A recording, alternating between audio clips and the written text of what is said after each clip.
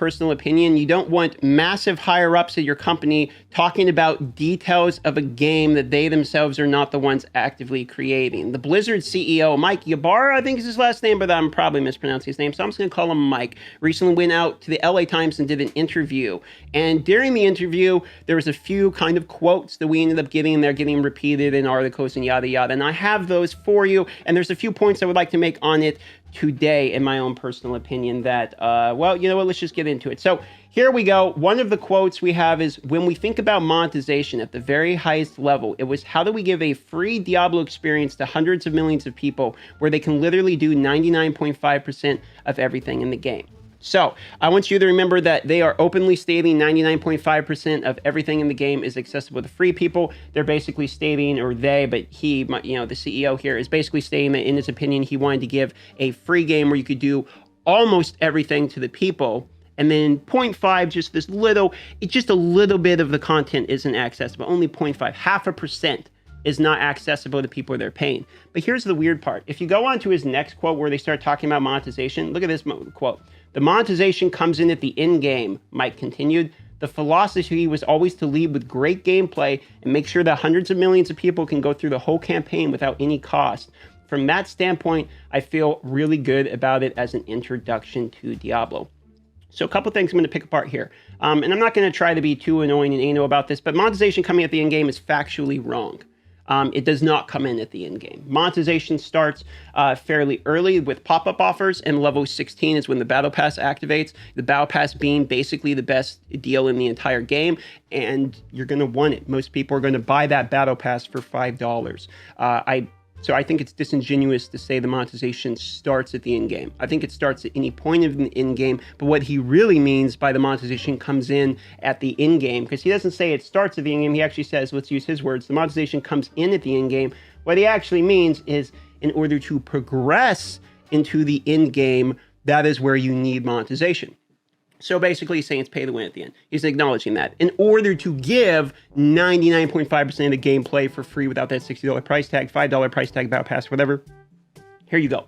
That's his argument he's making, which is a fair enough argument. I've seen people make this argument where it's like, I'm enjoying a free Diablo game. Okay, however, here's my problem. I'm going to break down a couple more things about this where it's like, I think you should get this guy away from a microphone. Because from somebody who is sitting here playing the game, and I am what I would consider in-game, I know for a fact what he's telling me is, if I want to continue progressing, I need to spend money. But then couple this with the fact that he says 99.5% of everything in this game is doable free with no money, combined it with the monetization comes in at the end game. He is literally telling me that 0.5% of his game is in-game. He's telling me now, for people like me who have beat the game, basically, you have 0.5% of your content left available. Get him away from a microphone. He's making two different points because he's trying to make a decently defending argument where he's like, look, people like DM who spend $1,000 in the game are paying for the people that don't want to spend any, they just want to casually try out Diablo. It's an introduction to the game. That's how we're monetizing it, which maybe you could actually make that argument, but then you can't tell me that 0.5% of the game is the monetized part and then say the end game is that part too. You're basically telling me I have 0.5% of the game to look forward to for the rest of its lifespan. Bad argument. One other part I want to make it here is, if you look down here, game, make sure that hundreds of millions of people can go through the whole campaign without any cost. From that standpoint, I feel really good about it as an introduction to Diablo. Again, get them away from a microphone. People who are playing your game don't want to be told you're playing the kiddie tutorial version. You're playing the introduction.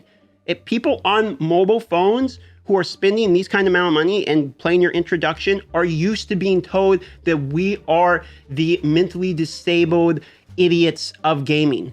People who play on their phones, they're used to being told that. They don't want to be told it from the top down, from the company they're actively supporting. They don't want to see the CEO now referring to them as playing introduction to Diablo that they spent $25,000 on. This is a horrible interview. I can understand his argument. It's like someone prepare them like, look, there's a real argument you can use where free-to-play people are getting a free good Diablo game because there's lots of people out there saying the game's good. Stick to the fact that the game's good. People are getting it to free because of monetized. And then he goes out and says two things that basically directly contradict each other. And then he basically states that the end game is 0.5% of the game. Like, Like, bro, you're killing my channel with your comments now. It's not the other way around. Like, you need to, if you want this game to progress, help me come up here and be positive about it. I can't do anything with this interview.